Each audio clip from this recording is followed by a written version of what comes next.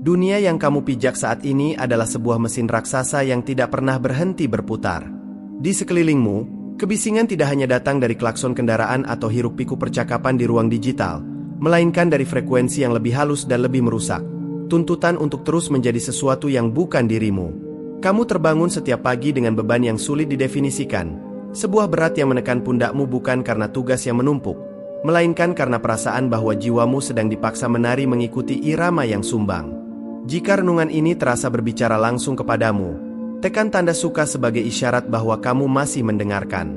Sebab di dalam kesunyian yang sedang kita bangun ini, setiap getaran kecil memiliki makna yang besar. Kamu merasa bahwa arah pikiranmu belakangan ini menyerupai medan energi yang kacau, penuh dengan interferensi dari luar yang mengaburkan inti jati dirimu sendiri. Pikiranmu lelah, namun bukan jenis lelah yang bisa disembuhkan dengan sekadar tidur 8 jam. Ini adalah kelelahan eksistensial, sebuah kondisi di mana setiap langkah terasa seperti berjalan melawan arus sungai yang pekat. Kamu melihat orang-orang di sekitarmu tanpa begitu sinkron dengan ritme dunia yang cepat, dangkal, dan berisik. Sementara kamu merasa berdiri di pinggir lapangan, menonton sebuah sandiwara yang bahasanya tidak lagi kamu pahami. Ada semacam ketidakcocokan frekuensi yang membuatmu merasa asing, bahkan di tengah keramaian yang paling akrab sekalipun. Ketidakcocokan ini seringkali kamu tafsirkan sebagai kegagalan. Kamu mulai bertanya-tanya, mengapa mesin berpikirmu tidak bisa bekerja dengan cara yang sama seperti kebanyakan orang? Mengapa kamu seringkali berhenti untuk merenungkan makna di balik sebuah pertemuan, sementara yang lain hanya lewat begitu saja? Mengapa kamu merasakan getaran kecemasan saat dunia menawarkan hiburan yang seharusnya membuatmu senang? Kebisingan dunia ini telah masuk ke dalam lapisan batinmu, menciptakan kabut elektromagnetik yang menghalangi cahaya visi jangka panjangmu. Kamu merasa seperti sebuah pemancar yang mencoba mengirimkan sinyal kejernihan, namun tertutup oleh ribuan stasiun radio lain yang hanya menyiarkan ketakutan, perbandingan, dan ambisi yang kosong. Setiap hari, kamu mengonsumsi energi yang sebenarnya tidak kamu butuhkan.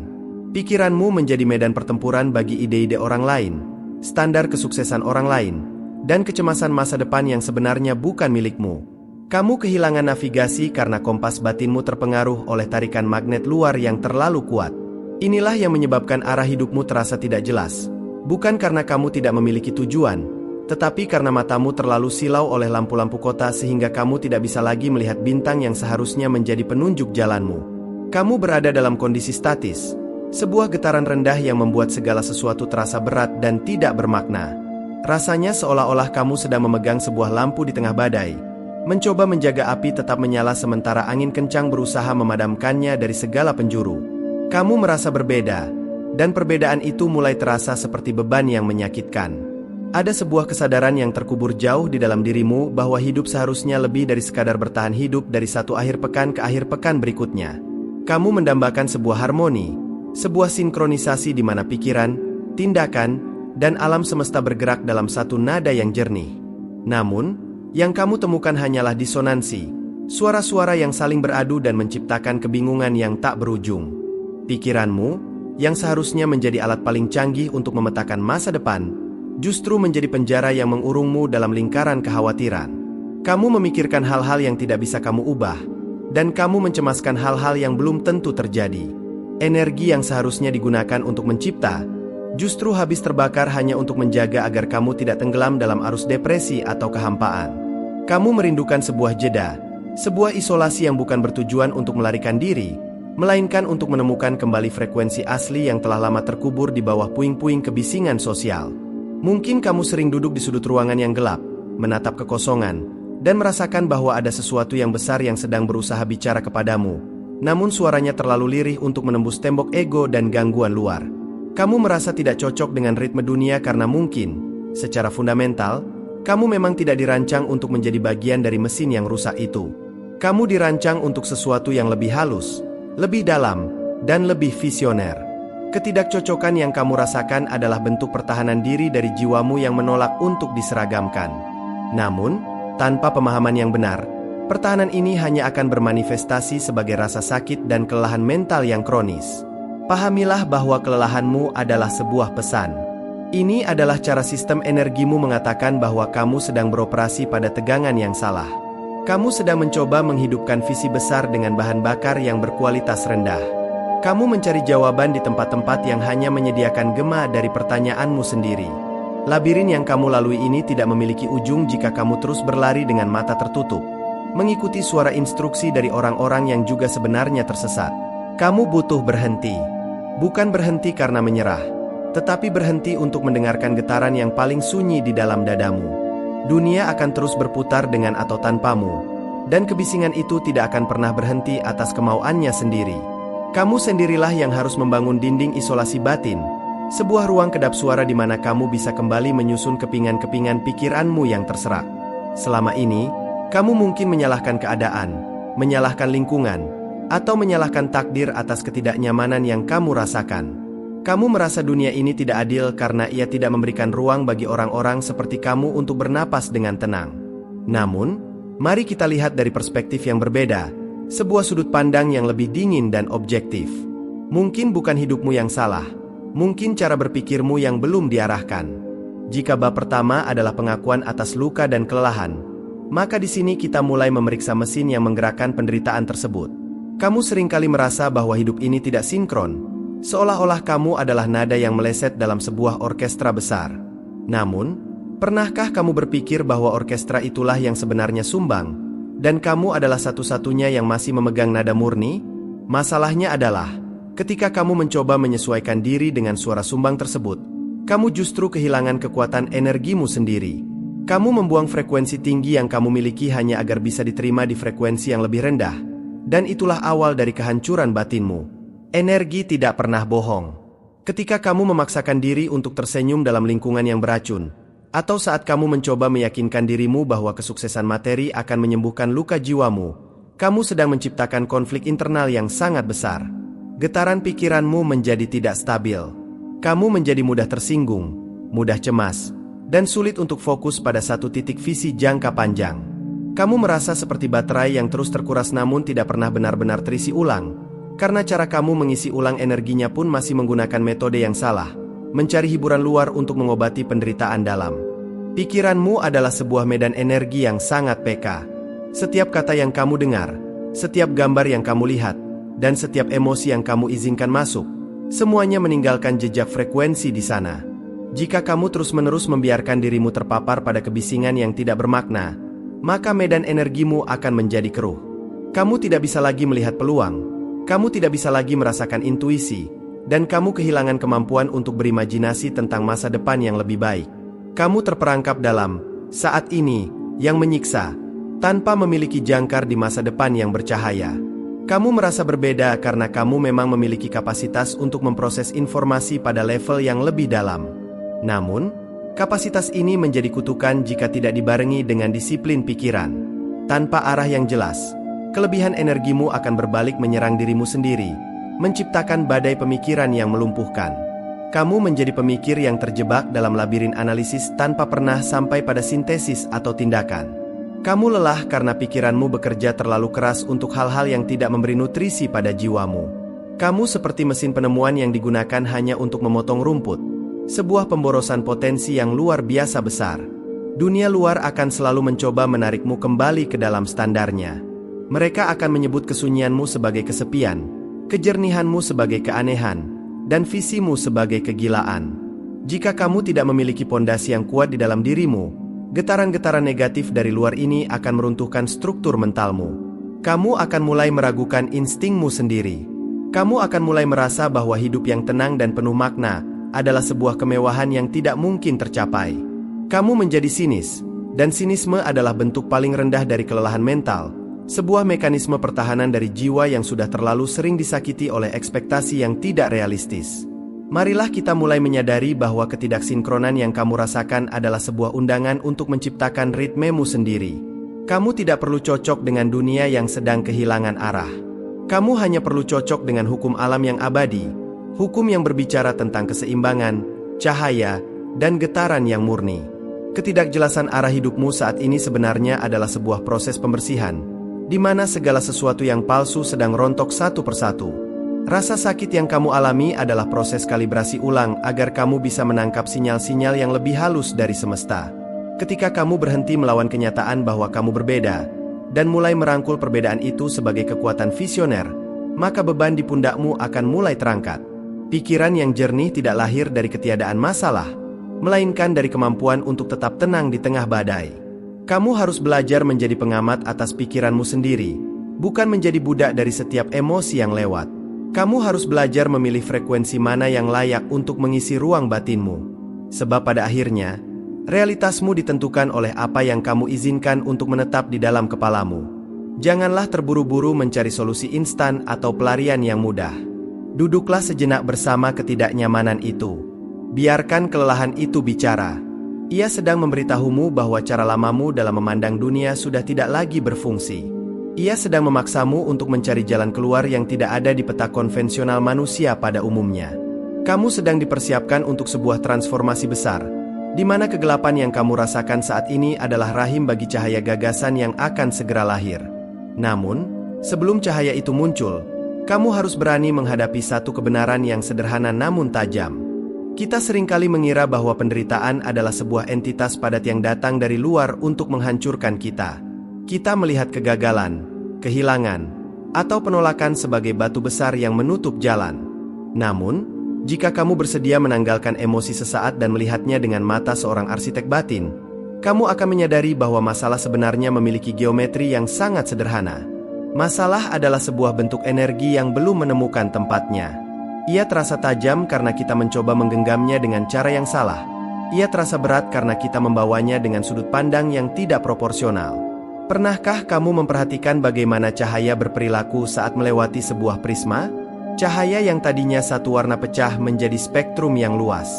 Pikiranmu adalah prisma tersebut. Peristiwa yang terjadi dalam hidupmu adalah cahaya putih yang netral. Namun caramu memandangnya memecah peristiwa itu menjadi warna-warna emosi yang gelap dan menyakitkan. Masalah yang kamu hadapi saat ini bukanlah dinding yang tidak bisa ditembus, melainkan sekumpulan data yang sedang menunggu untuk diterjemahkan oleh kecerdasanmu. Ketika kamu mulai melihat tantangan sebagai variabel dalam sebuah persamaan besar, rasa takut itu akan perlahan menguap dan digantikan oleh rasa ingin tahu yang tenang. Berpikir positif dalam tahap ini bukan berarti kamu berpura-pura bahwa semuanya baik-baik saja. Itu adalah kenaifan, bukan kekuatan. Berpikir positif yang dewasa adalah kemampuan untuk melihat sebuah kehancuran dan berkata, ini adalah material untuk bangunan yang lebih kokoh. Ini adalah tentang objektivitas. Saat kamu kehilangan sesuatu, alih-alih meratapi kekosongan, kamu mulai menghitung ruang baru yang tersedia untuk diisi oleh sesuatu yang lebih selaras dengan frekuensi barumu. Jika perspektif ini mulai membuka sedikit ruang di dadamu yang tadinya sesak, bagikan renungan ini kepada satu jiwa yang kamu tahu sedang berjuang, sebagai tanda bahwa ia tidak sendirian dalam kegelapan. Ketidakbahagiaan manusia seringkali bersumber dari keinginan untuk memaksakan realitas agar sesuai dengan ekspektasi pribadinya. Kita ingin dunia bergerak sesuai dengan garis linear yang kita gambar, padahal alam semesta bergerak dalam pola spiral dan getaran yang tak terduga. Saat hidupmu terasa berantakan, itu mungkin karena frekuensi lamamu sedang diruntuhkan untuk memberi jalan bagi sinkronisasi yang lebih tinggi. Masalah adalah cara alam semesta melakukan koreksi terhadap arah gerakmu yang mungkin sudah mulai melenceng dari nilai batinmu. Kamu harus belajar menjadi pengamat yang dingin terhadap dramamu sendiri. Lihatlah kesedihanmu seolah-olah itu adalah fenomena cuaca. Ia datang, ia menutupi matahari sebentar, tapi ia bukan matahari itu sendiri. Mataharimu adalah kesadaranmu, kejernihanmu yang tetap diam meski badai pemikiran berkecamuk di sekelilingnya. Dengan menjaga jarak ini, kamu mulai menguasai geometri masalahmu. Kamu tidak lagi berada di dalam lingkaran api, melainkan berdiri di luarnya, mempelajari cara memadamkannya dengan tenang dan terukur. Pikiran positif yang dewasa tidak menjanjikan pelangi setelah badai secara instan, tetapi ia memberikanmu kemampuan untuk tetap berdiri tegak saat badai berlangsung. Ia adalah bentuk disiplin mental di mana kamu menolak untuk menjadi korban dari keadaan. Kamu adalah penguasa atas medan energimu sendiri. Tidak ada peristiwa luar yang memiliki kekuatan untuk merusak kedamaianmu kecuali kamu memberikan izin melalui cara kamu menginterpretasikan peristiwa tersebut. Maka, mulailah merapikan definisi-definisi yang kamu buat. Berhentilah menyebut kesulitan sebagai kutukan, dan mulailah menyebutnya sebagai pelatihan intensif. Berhentilah melihat keterlambatan sebagai kegagalan, dan lihatlah itu sebagai waktu inkubasi. Saat kamu mengubah bahasa yang digunakan pikiranmu untuk mendefinisikan realitas, realitas itu sendiri akan mulai berubah bentuk di depan matamu. Ini bukan sihir. Ini adalah mekanika batin yang paling dasar. Segalanya adalah tentang bagaimana kamu memposisikan dirimu terhadap cahaya kebenaran. Dunia luar yang kamu lihat setiap hari sebenarnya adalah sebuah cermin raksasa yang memantulkan kondisi interior pikiranmu. Jika kamu merasa dunia ini kejam, tidak teratur, dan penuh tipu daya, cobalah untuk memeriksa apakah di dalam batinmu masih terdapat sisa-sisa kemarahan atau ketakutan yang belum terselesaikan. Kita tidak melihat dunia sebagaimana adanya. Kita melihat dunia sebagaimana kita adanya. Inilah alasan mengapa dua orang bisa berada di tempat yang sama, namun yang satu melihat peluang sementara yang lain hanya melihat ancaman. Cermin batinmu mungkin saat ini sedang retak karena terlalu banyak benturan dengan ekspektasi luar. Retakan itu membuat pantulan realitasmu menjadi terdistorsi.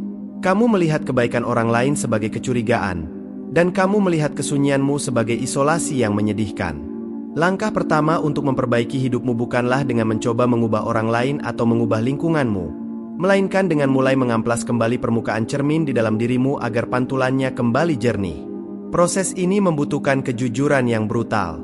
Kamu harus berani mengakui bahwa sebagian besar penderitaanmu disebabkan oleh caramu memproses informasi. Jika kamu merasa terinspirasi untuk mulai merapikan ruang batinmu setelah mendengar ini, tinggalkan komentar tentang satu hal yang ingin kamu lepaskan hari ini agar bebanmu terasa lebih ringan. Dengan menuliskan apa yang ingin kamu buang, kamu sedang memberikan perintah pada bawah sadarmu untuk mulai melakukan pembersihan frekuensi. Berpikir positif yang realistis adalah menyadari bahwa meski cerminmu retak, kamu masih bisa melihat cahaya. Kamu tidak perlu menunggu cermin itu sempurna untuk mulai bertindak. Kamu hanya perlu sadar bahwa ada distorsi, dan belajar untuk tidak mempercayai setiap pikiran negatif yang muncul saat kamu sedang dalam kondisi emosi yang rendah. Pikiranmu bukanlah dirimu, ia hanya salah satu alat yang kamu miliki. Kamu adalah entitas yang mengamati alat tersebut. Seringkali kita menghabiskan energi untuk menyalahkan orang yang memecahkan cermin kita. Pahami bahwa setiap pergeseran dalam cara pandangmu akan membawa dampak pada bagaimana dunia meresponsmu. Saat kamu mulai menghargai diri sendiri, orang-orang yang tidak menghargaimu akan perlahan menghilang dari orbitmu. Saat kamu mulai tenang, situasi yang penuh drama tidak akan lagi menemukan tempat untuk berlabuh di dalam hidupmu. Kamu adalah magnet bagi frekuensi yang kamu pancarkan sendiri. Namun, sebelum kamu bisa memancarkan cahaya yang benar-benar kuat keluar, kamu harus belajar bagaimana menjaga api itu tetap menyala di dalam ruang yang paling gelap. Kamu harus memahami bahwa ada jenis kekuatan yang hanya bisa ditemukan saat kamu tidak lagi memiliki apapun untuk dibuktikan kepada dunia. Sebuah kekuatan yang lahir bukan dari kemenangan atas orang lain, melainkan dari kemenangan atas bayanganmu sendiri. Setiap perubahan besar dalam sejarah manusia selalu diawali dengan perubahan dalam cara satu individu memandang dirinya sendiri di dalam kesunyian. Kamu adalah individu itu, dan saat ini adalah momen di mana kamu memutuskan untuk berhenti menjadi korban dari pantulan yang salah. Kamu mulai menyadari bahwa kunci dari labirin yang kamu lalui selama ini sebenarnya selalu tergantung di lehermu sendiri. Namun, ingatlah satu hal, mengetahui jalan bukanlah hal yang sama dengan berjalan di atasnya. Kamu telah melihat masalah sebagai geometri dan pikiran sebagai cermin. Namun bisakah kamu mempertahankan kejernihan ini saat dunia kembali mencoba menarikmu ke dalam kebisingan? Rahasianya tidak terletak pada apa yang kamu pikirkan saat merasa tenang, melainkan pada apa yang kamu pilih untuk percayai saat semua terasa mulai runtuh kembali. Perjalananmu baru saja mencapai titik balik yang paling krusial, di mana pengetahuan akan mulai berubah menjadi kebijaksanaan jika kamu berani melangkah lebih dalam ke dalam kabut. Karena di balik cermin yang retak itu, terdapat sebuah kebenaran yang jauh lebih besar tentang siapa kamu sebenarnya. Kejernihan ini hanyalah awal, sebuah persiapan bagi disiplin yang jauh lebih keras yang menantimu di depan. Banyak yang salah mengartikan pikiran positif sebagai sebuah upaya untuk memaksakan senyum di atas luka yang masih basah. Mereka mengenakan topeng keceriaan untuk menutupi kegelapan. Namun energi yang tertahan itu justru akan menjadi racun di dalam batin. Optimisme sejati tidak lahir dari penyangkalan terhadap realitas, melainkan dari keberanian untuk menatap realitas seburuk apapun, lalu memilih untuk tetap berdiri sebagai sumber cahaya. Ini adalah optimisme dewasa, sebuah bentuk ketabahan intelektual yang menyadari bahwa kegelapan hanyalah ketiadaan cahaya, dan tugasmu adalah menjadi pemancar yang mengisinya. Bayangkan dirimu sedang berdiri di tengah badai salju yang hebat. Berpikir positif yang dangkal akan mencoba meyakinkanmu bahwa cuaca sedang hangat, yang akhirnya justru akan membahayakanmu. Namun, optimisme seorang pemikir besar akan membuatmu berkata, badai ini nyata dan dingin ini menusuk, Tetapi aku memiliki api di dalam dadaku yang tidak bisa dipadamkan oleh salju manapun. Inilah perbedaan antara ilusi dan visi. Kamu mengakui kesulitan tanpa membiarkan kesulitan itu mendikte identitasmu. Kamu melihat kegagalan bukan sebagai akhir dari sebuah perjalanan, melainkan sebagai proses pendinginan logam agar jiwamu menjadi lebih kuat dan tajam. Dalam fase ini, kamu mulai memahami bahwa setiap energi negatif yang masuk ke dalam medan pikiranmu sebenarnya adalah bahan bakar mentah. Seperti mesin yang mampu mengubah panas menjadi daya gerak, seorang visioner mengubah tekanan menjadi motivasi. Jika kamu merasa perspektif ini adalah alat yang selama ini kamu cari untuk menghadapi tantanganmu, tekan tombol berlangganan sebagai janji pada dirimu sendiri untuk terus melatih disiplin pikiran ini setiap hari. Dengan bergabung dalam frekuensi ini, kamu sedang memperkuat jaringan pemikir sunyi yang menolak untuk menyerah pada keputusasaan. Pikiran positif adalah sebuah disiplin, bukan sebuah emosi. Emosi bisa berubah seiring cuaca, namun disiplin tetap teguh meski langit runtuh. Saat kamu merasa dunia sedang tidak adil, disiplin pikiran akan membisikkan bahwa keadilan sejati tidak ditemukan di luar, melainkan dalam keseimbangan batinmu sendiri. Kamu tidak lagi menunggu dunia menjadi baik agar kamu bisa bahagia. Kamu memilih untuk menjadi baik dan tenang terlebih dahulu, sehingga dunia tidak punya pilihan selain menyesuaikan diri dengan frekuensi ketenangan yang kamu pancarkan. Ini adalah otoritas penuh atas diri sendiri. Hidup akan selalu memiliki arus. Kadang arus itu tenang membawa kita ke muara kedamaian, namun lebih sering ia bergejolak dan mencoba menyeret kita ke dasar karang. Kebanyakan orang hidup seperti batang kayu yang hanyut. Mereka pergi kemanapun arus emosi dan opini publik membawa mereka. Namun, kamu sedang belajar untuk menjadi nahkoda. Kamu menyadari bahwa meski kamu tidak bisa mengendalikan arah angin atau kekuatan arus, kamu memiliki kendali penuh atas kemudi pikiranmu. Kemana arah perhatianmu pergi, kesitulah energimu akan mengalir. Disiplin pikiran berarti memiliki kemampuan untuk memilih satu titik di cakrawala dan tetap menuju ke sana, meski ombak keraguan terus menghantam lambung kapalmu. Kamu mulai menyadari bahwa sebagian besar suara di dalam kepalamu bukanlah suaramu. Itu adalah gema dari ketakutan orang tua, kritikan teman, atau standar semu dari masyarakat. Menjadi jernih berarti mampu memisahkan suara murni jiwamu dari kebisingan transmisi asing tersebut. Kamu belajar untuk berkata, tidak, pada pikiran yang melemahkanmu, sebagaimana kamu menolak meminum racun. Berpikir positif yang realistis di tengah arus yang deras adalah kesadaran bahwa setiap hambatan sebenarnya sedang membantumu untuk mengasah keterampilan navigasimu. Tanpa arus yang kuat, kamu tidak akan pernah tahu seberapa kokoh kemudi batinmu. Jika kamu merasa renungan ini membantumu menemukan kembali kemudi yang sempat terlepas, tuliskan kata hadir di kolom komentar sebagai pernyataan bahwa kamu kembali memegang kendali atas hidupmu. Kehadiranmu secara sadar adalah langkah pertama untuk mengubah takdir yang tadinya terasa acak menjadi sebuah mahakarya yang terencana. Kamu adalah arsitek dari realitas subjektifmu. Jika kamu membiarkan pikiranmu dipenuhi oleh gambar-gambar kegagalan dan narasi penderitaan, maka itulah yang akan termanifestasi dalam tindakanmu. Namun, saat kamu dengan sengaja mengarahkan kemudi pikiranmu pada solusi, pada keindahan yang tersisa, dan pada potensi masa depan, kamu sedang menyelaraskan dirimu dengan hukum penciptaan. Kamu tidak lagi sekadar bereaksi terhadap hidup, kamu mulai beraksi untuk membentuk hidup. Ketenangan batinmu adalah senjata paling mematikan bagi kekacauan dunia. Saat orang lain panik, kamu diam dan mengamati. Saat orang lain berteriak, kamu mendengarkan frekuensi di balik kata-kata. Wibawamu lahir dari ketidakmampuan dunia untuk menggoyahkan kemudimu. Kamu menyadari bahwa selama batinmu selaras dengan kebenaran universal, tidak ada badai yang cukup besar untuk menenggelamkanmu. Kamu tidak lagi mencari tempat berlindung dari badai, karena kamu sadar bahwa kamulah pelabuhan itu sendiri. Kedisiplinan ini mungkin terasa berat pada awalnya, karena otot mentalmu sudah terlalu lama dibiarkan lemah oleh kenyamanan dan pelarian. Namun, setiap kali kamu berhasil membelokkan pikiran negatif menuju refleksi yang produktif, kamu sedang memperkuat struktur energimu.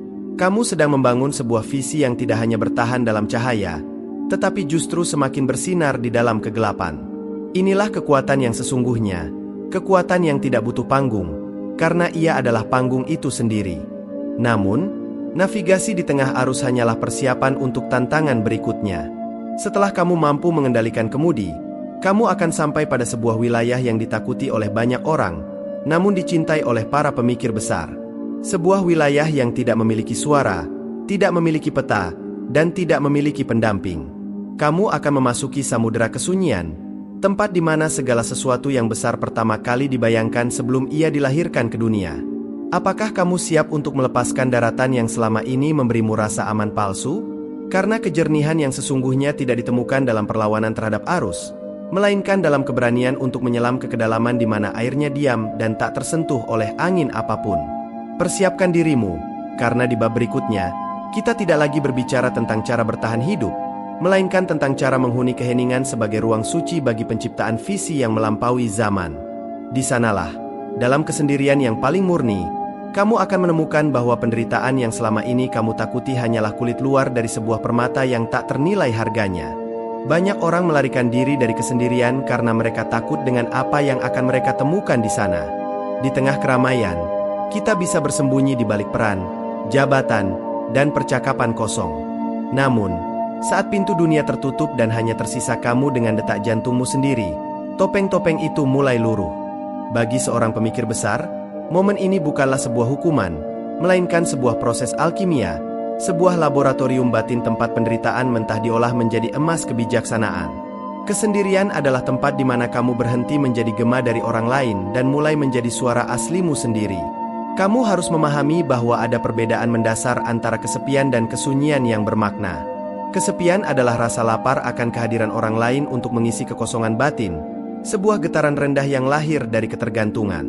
Namun, kesunyian yang kita bicarakan di sini adalah sebuah kelimpahan, sebuah kondisi di mana batinmu begitu penuh dengan kehadiran dirimu sendiri sehingga kamu tidak lagi merasa kurang. Di dalam ruang ini, kamu tidak lagi bertarung dengan penderitaanmu. Kamu duduk bersamanya, mengamati setiap seratnya, dan bertanya, pesan apa yang kamu bawa untuk kejernihanku? Jika kamu mulai merasakan ketenangan dalam ruang pribadimu setelah merenungkan ini, tekan ikon lonceng sebagai tanda bahwa kamu siap untuk selalu diingatkan kembali ke jalan kesadaran ini setiap kali dunia mencoba menarikmu pergi. Dalam kesunyian, waktu tidak lagi terasa linear. Kamu mulai bisa melihat benang-benang merah yang menghubungkan masa lalumu dengan potensi masa depanmu. Energi yang selama ini habis untuk mempertahankan citra di depan orang lain kini kembali kepadamu, berkumpul di pusat kesadaranmu, dan memberikanmu kekuatan untuk melihat kebenaran yang tidak nyaman. Disinilah optimisme dewasa diuji. Kamu melihat kegelapan batinmu bukan sebagai musuh, melainkan sebagai lahan subur yang menunggu benih gagasan ditanam. Kesunyian adalah tanah tempat akar visi jangka panjangmu menghujam dalam sebelum batangnya mampu menjulang tinggi ke angkasa.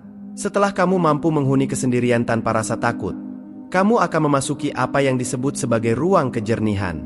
Ini adalah titik nol, sebuah kondisi di mana segala kebisingan frekuensi luar telah benar-benar luruh, menyisakan keheningan yang transparan.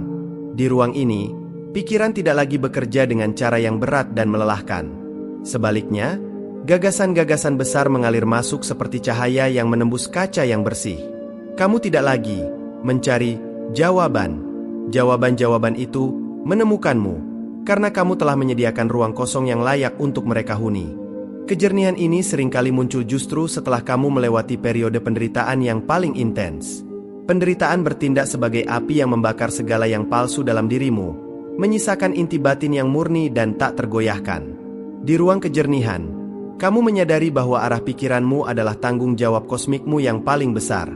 Kamu belajar bahwa satu gagasan yang lahir dari batin yang jernih memiliki daya ubah yang jauh lebih besar daripada ribuan tindakan yang lahir dari kepanikan. Jika saat ini kamu merasa telah menemukan satu titik terang di tengah kabut pikiranmu, tuliskan kata jernih di kolom komentar, sebagai afirmasi bahwa kamu sedang menyelaraskan batinmu dengan frekuensi penciptaan yang lebih tinggi. Berpikir positif di tahap ini adalah sebuah kesadaran bahwa keheningan bukanlah kekosongan, melainkan potensi yang tidak terbatas. Kamu tidak lagi butuh suara luar untuk meyakinkanmu bahwa kamu berada di jalan yang benar. Wibawamu kini memancar dari dalam, sebuah ketenangan yang menular dan membuat dunia di sekitarmu ikut melambat. Kamu mulai memahami bahwa kejernihan batin adalah modal utama bagi setiap visi yang ingin mengubah sejarah. Tanpa ruang kosong di dalam jiwa, tidak akan ada tempat bagi keajaiban untuk terjadi. Hanya dalam kondisi diam yang sempurna, kamu bisa mendengar getaran masa depan yang sedang berusaha terwujud melalui dirimu. Kamu mulai melihat bahwa setiap detik yang kamu habiskan dalam keheningan adalah investasi untuk wibawa dan kekuatanmu di masa depan. Kamu tidak lagi terburu-buru, Karena kamu tahu bahwa apa yang dibangun di atas pondasi kejernihan tidak akan pernah bisa diruntuhkan oleh waktu. Namun, kejernihan ini hanyalah sebuah sarana. Tujuan akhirnya bukanlah sekadar merasa tenang, melainkan untuk hidup selaras dengan nilai-nilai yang paling dalam, tanpa peduli apakah dunia akan memahami atau memberikan pengakuan padamu. Ini adalah persiapan terakhir sebelum kita menyentuh inti dari makna kehidupan sejati. Sebuah pemahaman yang akan mengubah caramu memandang kesuksesan selamanya. Sebab, apa gunanya memiliki pikiran yang jernih jika ia tidak diarahkan untuk melayani sesuatu yang lebih besar dari sekadar kepentingan diri sendiri? Di bab selanjutnya, kita akan melangkah keluar dari laboratorium kesunyian ini untuk melihat bagaimana nilai batinmu menjadi kompas yang akan membimbingmu di dunia yang penuh dengan fatamorgana pengakuan luar. Persiapkan dirimu, karena rahasia dari ketenangan yang tak tergoyahkan bukanlah tentang seberapa banyak kamu memiliki, melainkan tentang seberapa sedikit kamu membutuhkan dunia untuk mendefinisikan siapa dirimu. Kita hidup dalam peradaban yang terobsesi pada kulit luar. Manusia modern seringkali menghabiskan seluruh energinya untuk membangun monumen pengakuan, baik dalam bentuk harta, gelar, maupun validasi digital, hanya untuk menyadari bahwa di puncak semua itu, mereka merasa hampa. Makna kehidupan sejati tidak ditemukan dalam riuh rendah tepuk tangan dunia, melainkan dalam keselarasan antara tindakanmu dan nilai batin yang kamu simpan dalam sunyi. Kebebasan tertinggi adalah saat kamu tidak lagi menjadi satelit yang berputar mengelilingi ekspektasi orang lain, melainkan menjadi pusat gravitasi bagi dirimu sendiri. Kamu memiliki orbitmu sendiri. Menghuni kesunyian telah mengajarmu bahwa pengakuan luar adalah frekuensi yang tidak stabil. Ia bisa meninggi hari ini dan menghilang esok pagi. Jika kamu mendasarkan harga dirimu pada sesuatu yang tidak bisa kamu kendalikan, kamu akan selalu hidup dalam kecemasan. Namun, saat kamu mulai hidup demi integritas batin, demi kejujuran pada visi yang kamu bangun di ruang jernih tadi, kamu akan merasakan jenis kedamaian yang berwibawa. Kamu melakukan sesuatu bukan karena itu akan membuatmu terlihat hebat, tetapi karena itu adalah hal yang benar untuk dilakukan menurut hukum batinmu. Jika renungan tentang kemandirian jiwa ini menguatkan tekadmu, bagikan video ini kepada mereka yang sedang kehilangan arah, agar mereka pun menemukan kembali kompas di dalam dadanya. Optimisme dewasa di tahap ini adalah menyadari bahwa meski dunia tidak pernah memahami atau menghargai karyamu, nilai dari karyamu tidak berkurang sedikitpun. Kamu adalah matahari bagi sistem pemikiranmu sendiri. Pancaran cahayamu tidak bergantung pada apakah ada planet yang memantulkannya atau tidak. Hidup selaras dengan nilai batin berarti kamu telah memenangkan pertempuran paling besar. Pertempuran melawan ego yang haus akan pujian. Di sini, ketenanganmu menjadi tak tergoyahkan, karena tidak ada seorang pun di dunia ini yang memiliki kunci untuk membuka atau menutup pintu kebahagiaanmu selain dirimu sendiri. Kita sampai pada gerbang terakhir dari perjalanan ini. Sebagai seorang pemikir yang visioner, kamu harus memahami satu hukum alam yang fundamental. Cahaya membutuhkan waktu untuk sampai ke mata pengamat, meski sumbernya sudah bersinar terang di kejauhan. Begitu pula dengan gagasan dan visi besar yang kamu bangun dalam kejernihan pikiranmu. Mungkin saat ini duniamu masih tampak sama, mungkin penderitaan itu masih meninggalkan bekas, dan mungkin orang-orang di sekitarmu masih belum memahami arah yang kamu tuju. Namun, ketahuilah bahwa saat kamu telah merapikan pikiranmu, masa depanmu sebenarnya sudah tercipta. Pikiran yang jernih adalah arsitek masa depan yang belum dipahami oleh masa kini. Jangan berkecil hati jika dunia belum melihat apa yang kamu lihat. Tugasmu bukan untuk meyakinkan dunia, melainkan untuk tetap setia pada frekuensi kebenaran yang telah kamu temukan di dalam kesunyian. Disiplin pikiran yang kamu latih hari ini adalah benih yang sedang tumbuh di bawah tanah.